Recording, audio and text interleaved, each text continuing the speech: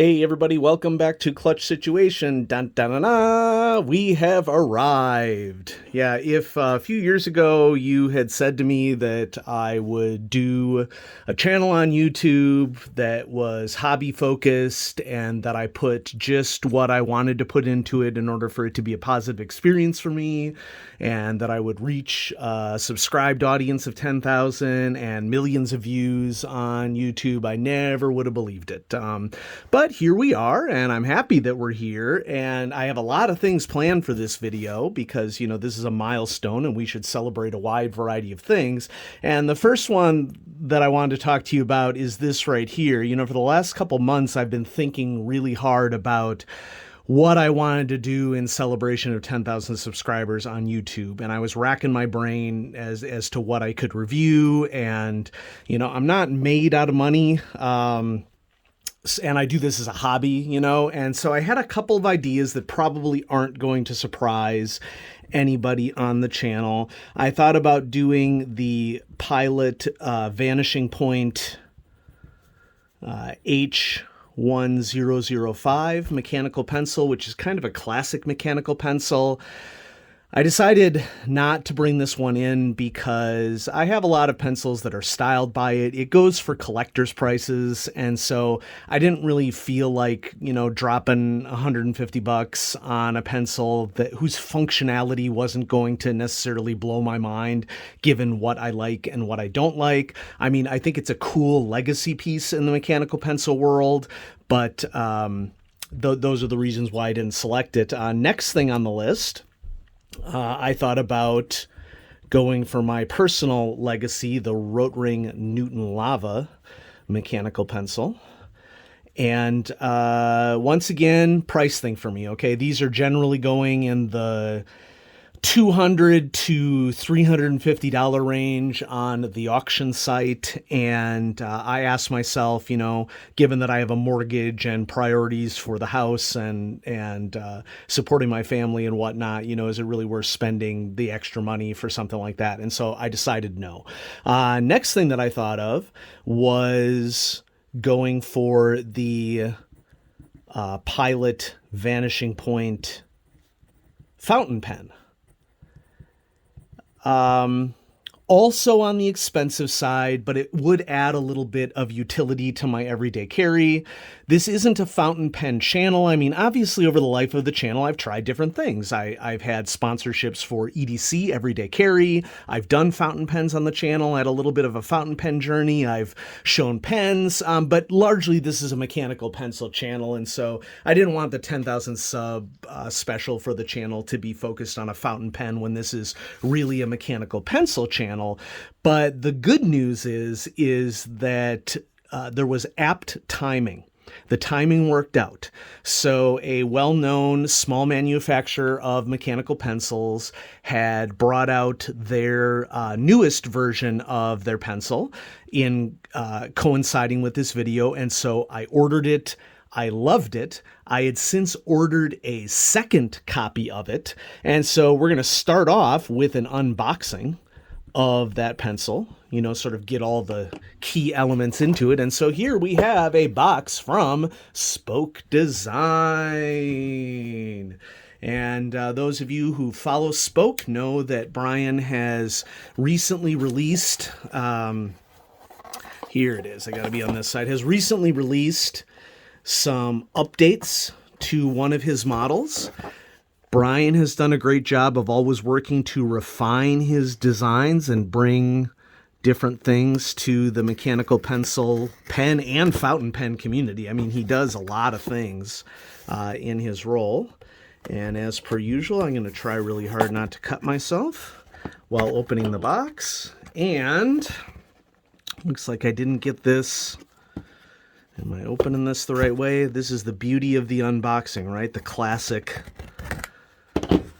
Has this been glued down as well? We're going to find out. How about we do this? We're going to stick the knife underneath there. There we go. There we go. The challenges of the unboxing. And so, first thing that we're going to do here, though, is I'm going to move it out of frame just to make sure that there's not a packing slip, and there is not. So spoke design. These are some new boxes that Brian has brought in recently that has this sort of double fold over design that I really like a lot. It's also really good for shipping other things, so you're kind of getting a box that you can use for other things. And so what do we have here in the box? It appears to be a mechanical pencil. What a shocker. People's jaws are hitting the floor. And what we have here, beautiful, is a spoke 4 mechanical pencil. There's a nice little spoke design and sort of like a graffiti style sticker there. That's cool. We'll maybe just put that up there. Yeah, this is a spoke 4, and what Brian has done recently is he has updated spoke 4 models in 2 ways. Okay, so first, one thing that you're going to notice here is that this grip may appear to you to be like the knurled grip of, and of course I'm going to have focus problems naturally. It may appear to you to have the knurled grip of the recently released Spoke 6, and it is a knurled grip, but this is a knurled grip in titanium. And the cool thing about this new knurled grip is that being in titanium, and I'm sure that there's metal properties here that are going into this that you just can't do as sharp of a knurling with aluminum as you could with titanium. So this titanium version of the knurled grip here is grippier than the Spoke 6. So I started off the video with a Spoke 6. It's knurled. It's what I would consider a soft knurling. Now, I've already talked about here on the channel the things that I like about the Spoke 6, that it has some style variations here. It does not have the more hexagonal face design that the Spoke 4 does. You can get varying colors on the lead chamber inside of it. And I love the Spoke 6. It's awesome. But the Spoke 4 with the knurled titanium grip, even better. And what I'm hoping will happen here is that Brian will make the titanium knurling available on the Spoke 6. That would probably be my ultimate combination of any spoke pencil up until this point. And so, I'm not going to run down the rating scale for it right now. Other than the fact that, if anything, I would probably improve the writing experience to superb. So we will update. Okay, Spoke 4 titanium. Whoops, that's not how you spell titanium. It's okay because I have an eraser. We got this. We're doing it off the cuff. That's what we do here at Clutch Situation. Titanium knurled. Okay. Spoke 4s have had titanium grips. Okay. This is a Spoke 4 with a titanium grip with the ringed grip. Okay. And so update on the Spoke 4 titanium knurled. I'm going to underline knurled. And the key update for me is writing experience. And the writing experience I'm going to update to superb, because this is close to a Rotring 600 grip that you can possibly get. In case you're interested, Rotring has some limited editions out right now. And so this is the limited edition black and red of a Rotring 600. Which happens to match my school colors, and I thought I'd showcase this. It's kind of hard to see the writing on this one because there is a blood red body and an even brighter red label on it, and I'm not sure the extent to which you can see that on the camera, but that's a new model that came out for the Rotring 600. So, we have a new number 1. We're knocking the 600, the Rotring 6 out. And we're adding the update to the Spoke 4 titanium knurled. I got colors that I've never had before in spoke pencils. So this is titanium knurled grip with jet black. And the first one that I ordered was titanium knurled grip in lime green. And I actually end up liking the lime green a lot better than I thought I would. It's not as fluorescent or highlighter color, neon as I thought it was going to be. And so yeah, these are two awesome additions to the collection. Really like the grip on this updated Spoke 4 with titanium knurled grips. Now, just as a reminder of how far we've come on this journey, this is the first Spoke 4 pencil that I purchased several years ago with a black anodized aluminum grip and red. And so once again, matching the school colors. Then we also have a Spoke 4 in shiny aluminum or polished aluminum. This is a newer variant that Brian brought out as well. And I also have, probably longest to go, this is a Spoke 5, which Spoke 5 isn't my personal cup of tea, but the lightweight nature of it I really enjoy. And so this is gunmetal gray, I believe, in a Spoke 5. We also have titanium grips in Spoke 4. So I think this is polished titanium. Don't quote me on that. And brushed titanium, Spoke 4 models. And this one was sent to me custom made by Brian with my name on it after I had highlighted Spoke on the channel several times. And you've already seen this variant of the Spoke 6 that I purchased. I purchased a second Spoke 6 immediately after receiving the Spoke 6. I liked it so much. And I also have orange and gunmetal gray with knurled for Spoke 6. And so that's the line of all the Spoke pencils that I featured on the channel. And great job, Brian. Now, speaking of great job, Brian, I went ahead and asked Brian if he wanted to do some interview questions for the channel. And so we're going to go ahead and move right down the line, keep the video moving. Let's do some interview questions with Spoke creator Brian Conti. So Brian, thanks for responding to my questions. I'm just going to read them out for people in the audience. Okay. I asked him 5 questions and he responded to all of them. And he also gave me a little bit of some additional text as well. And so I'm going to start with the introduction to his email. About me. So if you're interested in Brian as a creator, his corporate career was spent entirely in new product development as a mechanical design engineer. As a hobby, I always did a variety of side design projects of all sorts, including furniture designs and machined metal parts, such as pencils.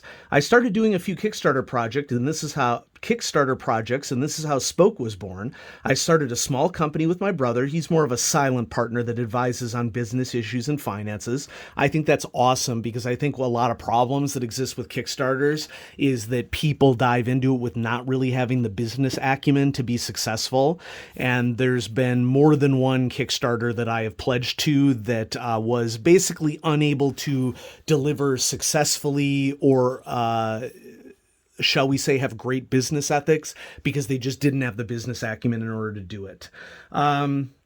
When my real corporate job decided to send all engineering overseas, I decided to try to bigify the side projects and work for myself. I've been doing just that for the last 5 years or so. Besides Spoke, my other notable products are made under the Strong Like Bull Magnets brand. So that's an additional thing that we should probably write down here is that Brian also does Strong Like Bull magnets.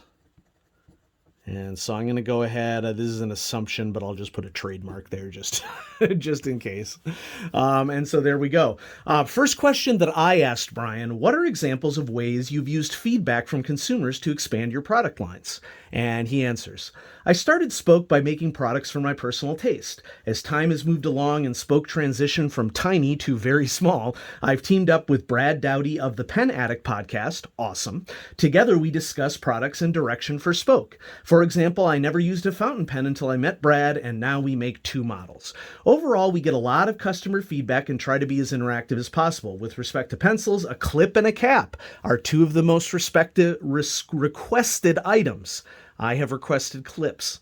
I have also requested knurling, and I don't know this for sure, but I would personally like to think that my requests for knurling were also heard. Okay.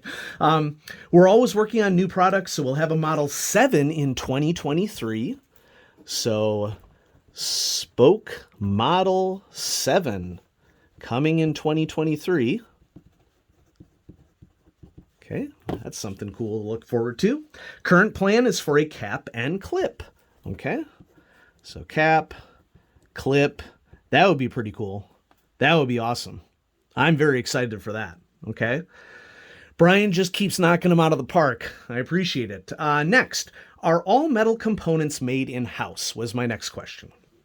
And Brian answers, Spoke is a design and assembly setup. We utilize outside machine shops and anodizers to make our production parts. We have a small shop with a couple small lathes, laser cutters and markers, finishing equipment, fixtures, and 3D printer that we utilize for prototyping and for adjustments, modifications, QC, quality control, product assembly, packaging, and shipping. We started 100% U.S. machine parts, but now do a mix with international, as one, it's difficult to get all of our colors at volumes that are relatively low, and two, cost considerations. Hey, under this environment, totally get it. And hopefully, we're going to have a market returning soon where all U.S. products or all U.S. made products can be a possibility. But that decision makes sense given the circumstances. My next question, how long does it take to produce the metal components of a spoke writing instrument? Which designs take more or less time? And his answer is detailed above, we're doing the assembly. We often offer a build-to-order BTO scheme, so it can be challenging to keep stock of so many different parts in order to make so many different combinations on demand. This holiday season, we're pausing the BTO and trying to build out as many combinations as we can. Of course, we created the problem by offering so many options, but the fun part for us is to have a large variety of pens and pencils and to keep adding more. Yeah, I find that comment really interesting. One of the things that I forgot to mention earlier about the Spoke 4 designs is that there is another new design that is available on Spoke Design, and that is sort of an inverted style design for the grip of the Spoke mechanical pencil. So if you go to Brian's website, it looks kind of like this. It has this inverted design that for those of you who like more meat at the end of the grip, you can get that in a Spoke pencil. And of course, I've mentioned many times on the channel that customization is probably the thing that I value most out of Spoke pencils, besides just the sheer quality of the design is through the roof. Aesthetics are great too. It's a win-win-win-win-win for everybody. Oh, and while we're here, I probably should mention that the cost of the Spoke 4 titanium knurled, I don't know if this is different from other Spoke 4 models, 45 USD, which I still consider to be a really, really reasonable price. I want to say that the former titanium version of this went for like 39. I'm just guessing. I probably should be more prepared for my 10,000 sub video, but folks, at the same time, that's kind of what this channel is all about. I do things off the cuff.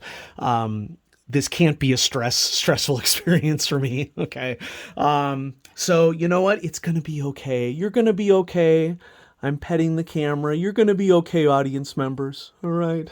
So, awesome. It's awesome to get this insight into the design and manufacture process. My next question, what has been the most challenging combination of materials and specs that you have designed for Spoke?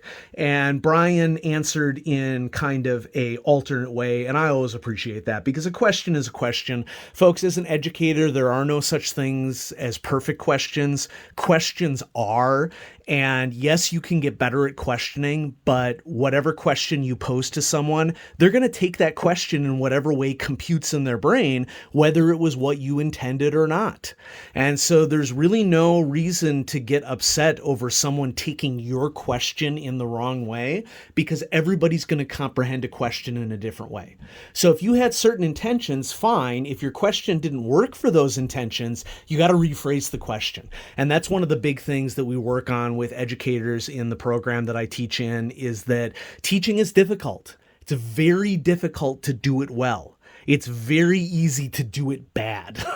And so I appreciate, Brian, that you answered the question in an alternate way, because that is once again a signal that the certain question isn't always going to work the same way for different people. So the question, what has been the most challenging combination of materials and specs that you have designed for Spoke? And Brian's answer is the design, emphasis his, is the fun part. The production, emphasis his, is the challenging part.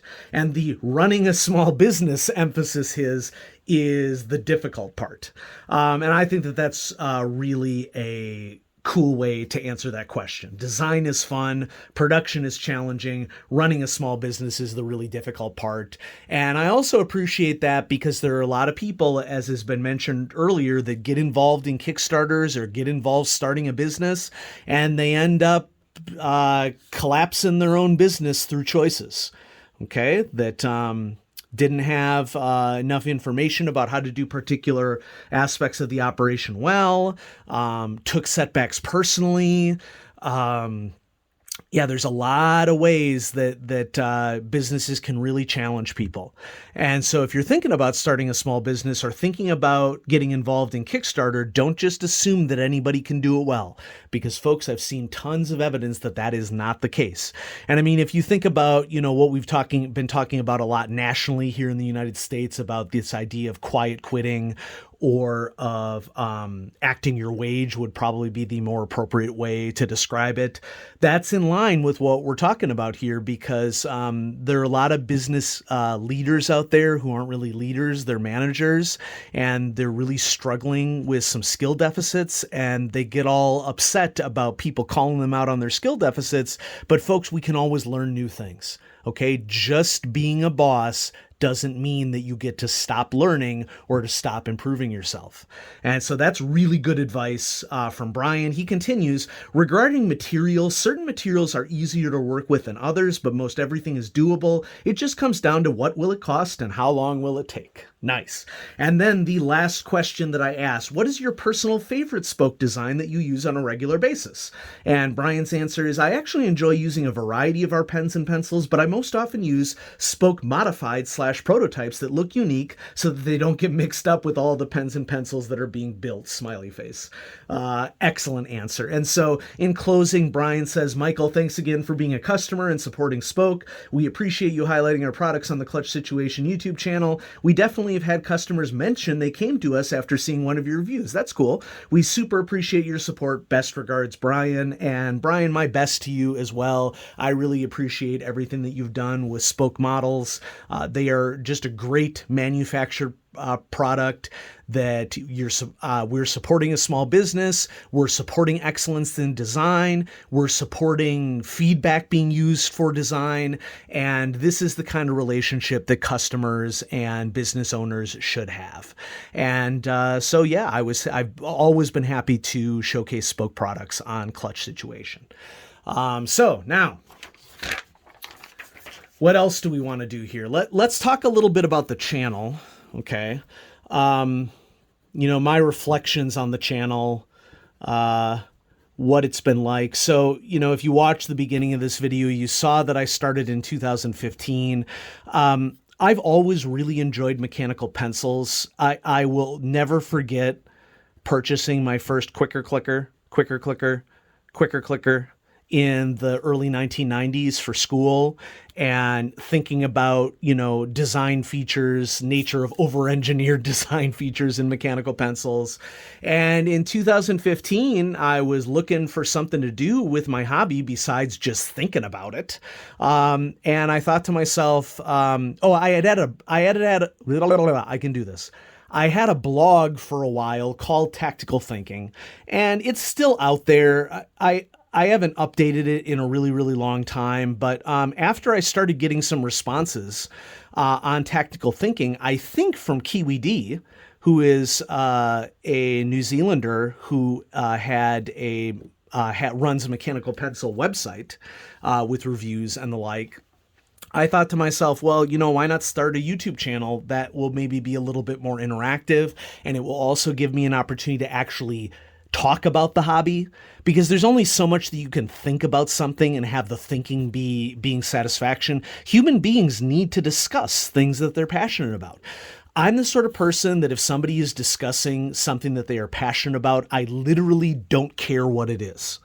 It could be about ballet, or it could be about some aspect of sewing, or it could be about cars, or it could be a particular sport, or it could be engineering, or some form of art. I literally don't care what it is. I love listening to passionate people talking about their passions.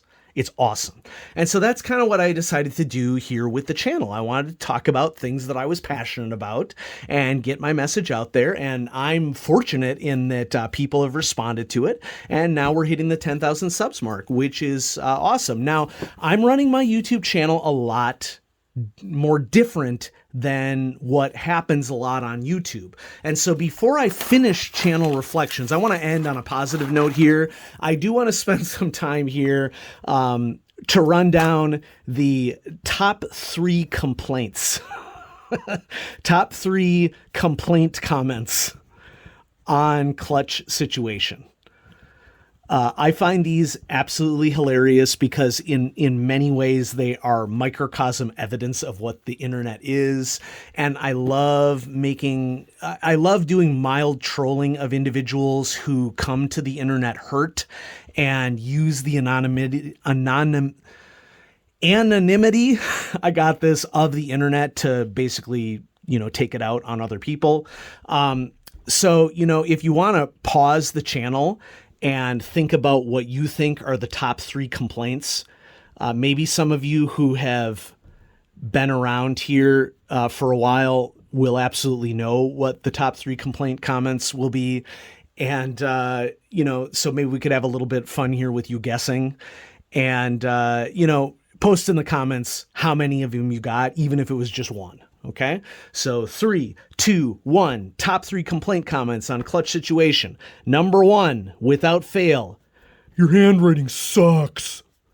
Oh, okay. Well, that's not handwriting related. That's spelling related. Your handwriting sucks. Cool. Awesome comment. You've successfully expressed your opinion. Okay, anonymously on the internet. My question for you is, who hurt you? Why are you projecting your hurt feelings on other people online? Is it your goal to ruin somebody else's day and that'll make you feel better about your day? You have a choice as to how you can contribute, whether that's in real life or whether that's on the internet. And, you're entitled to your opinion. Okay. But you're not really adding anything to the discussion by just telling me that my handwriting sucks. I'm 45 years old. My handwriting isn't going to change. I'm not going to alter it for you. Okay. So, I'm sorry that my handwriting hurts you. Actually, no, I'm not at all sorry.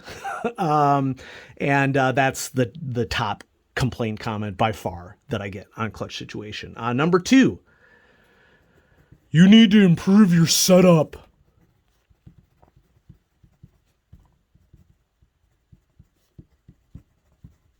Grrr.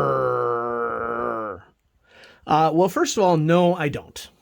Actually, I have improved my setup, although my setup hasn't changed all that much from when I first started out the channel. So when I first started out the channel, I was, I had my smartphone.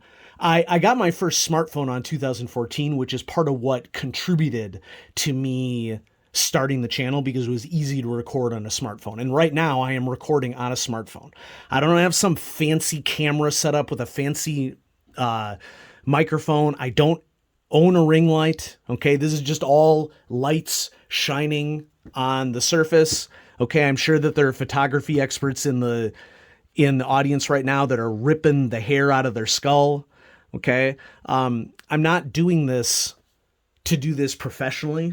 Okay.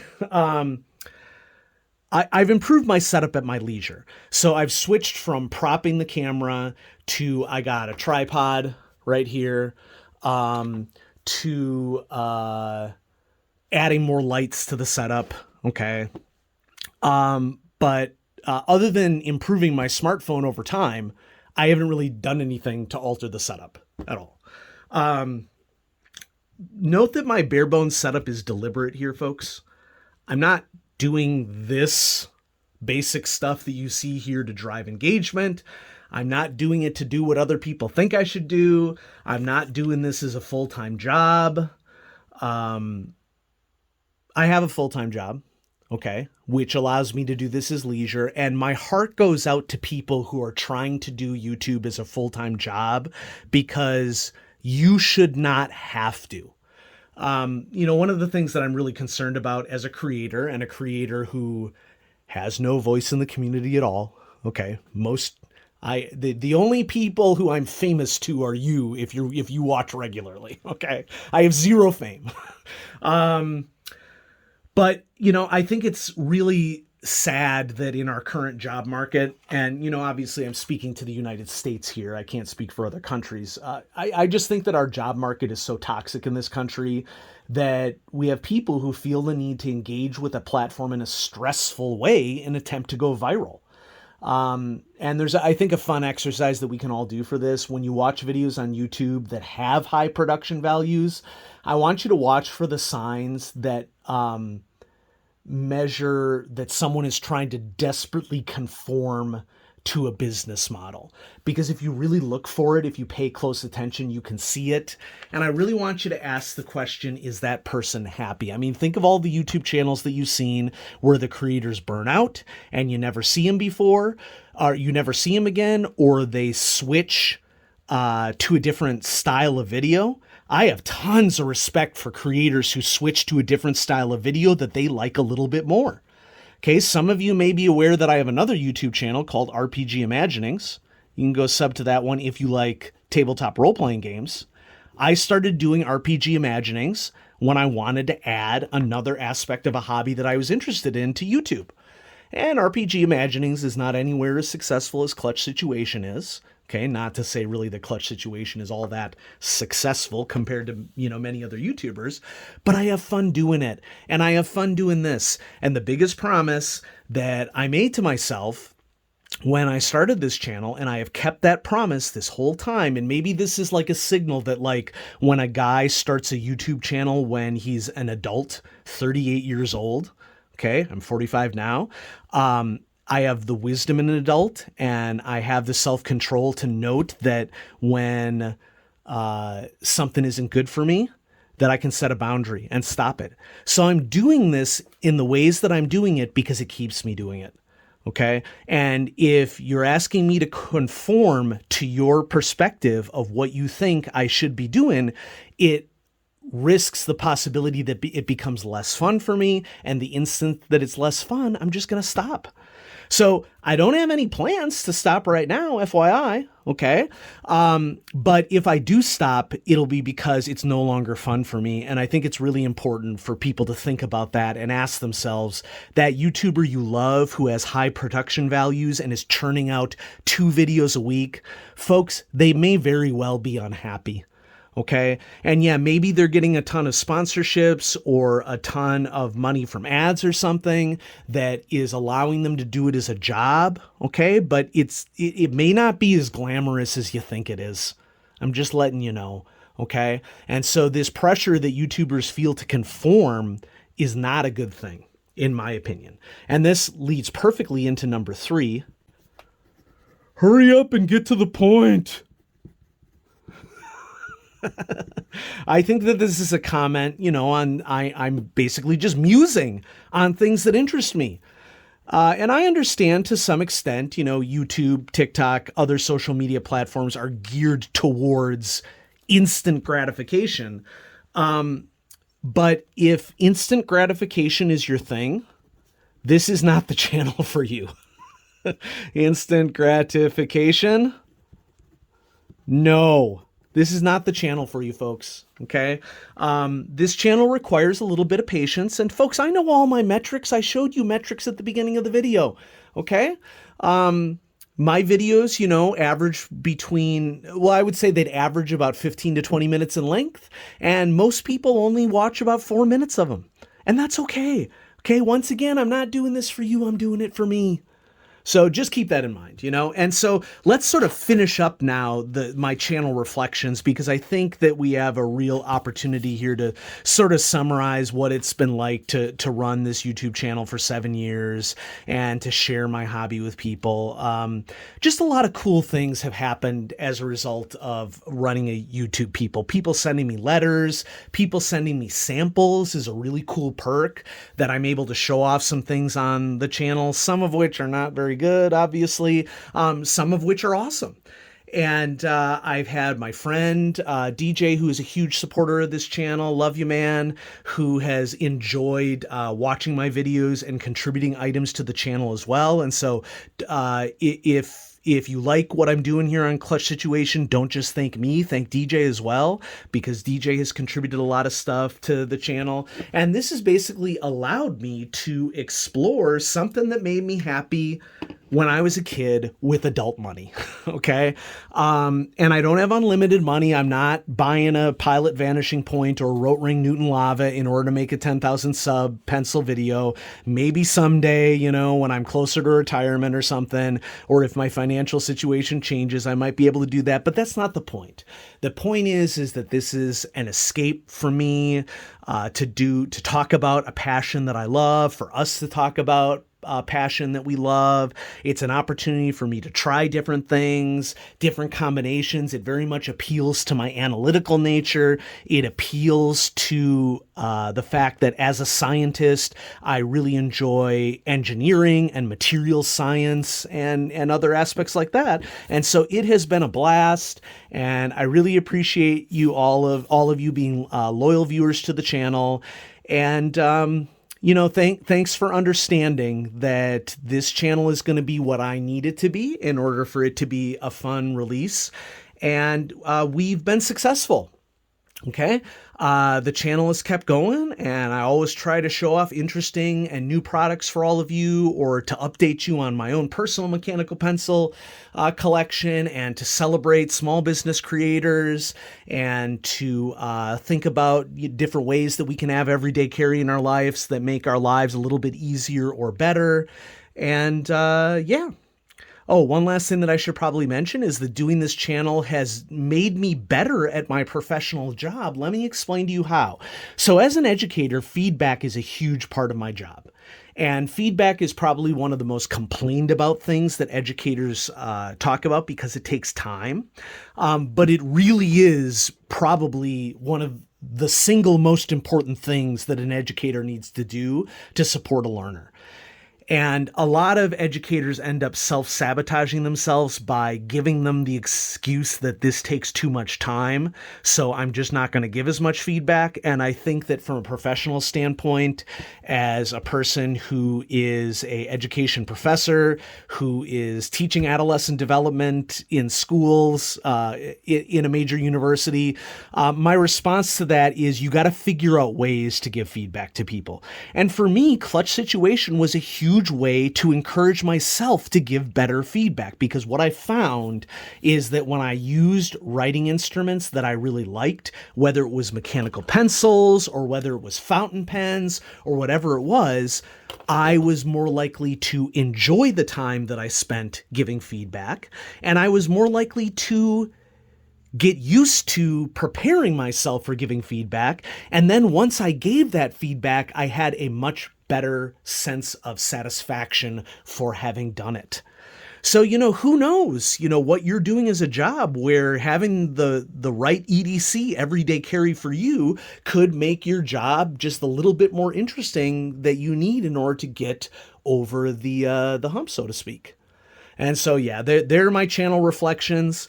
Thanks so much, everybody, for watching. I have a long list of a lineup of stuff to bring you on Clutch Situation that I'm excited to share with all of you. And so, yeah, you can look forward to that in the near future. Thanks for watching, everybody. Have a great day.